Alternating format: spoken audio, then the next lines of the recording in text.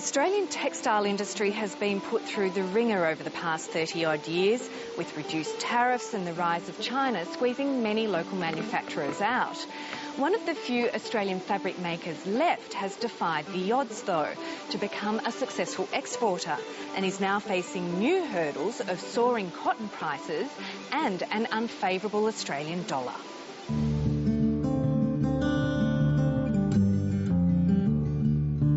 This industry, since the mid-80s, has been struggling to stay afloat. I would have probably had 50 competitors. Now I doubt if I've got 5. Ian Joseph's father established this factory in 1929, making it a witness to the rapid expansion and dramatic decline of Australian textile manufacturing. 20 years ago, I could buy wool yarns from 3 or 4 or 5 different yarn suppliers in Australia. Now there are nil.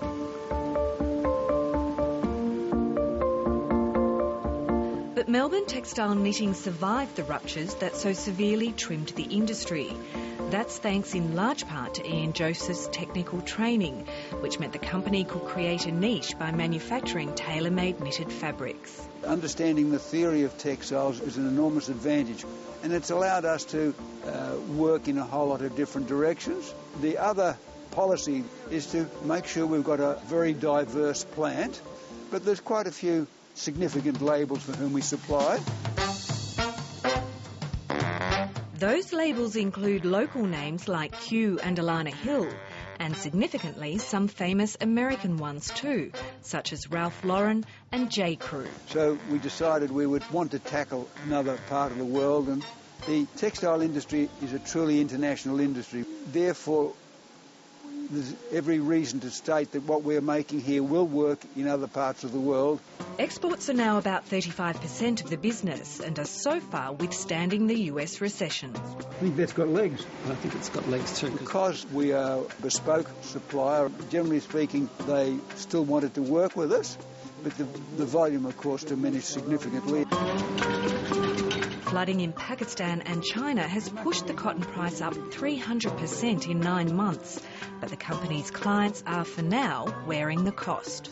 Between 15 and 20% of the cotton stock got washed into the sea, so they're aware that prices are going up for that reason, and they hate it like poison, but they realise that this is the world, this is the situation of the world as it is today. Ian Joseph believes prices will remain high for some time. The demand is continually growing because of the rising living standards in Asia. Therefore, the world demand for textiles is increasing, but the people are wary of increasing the supply side, so prices are going up.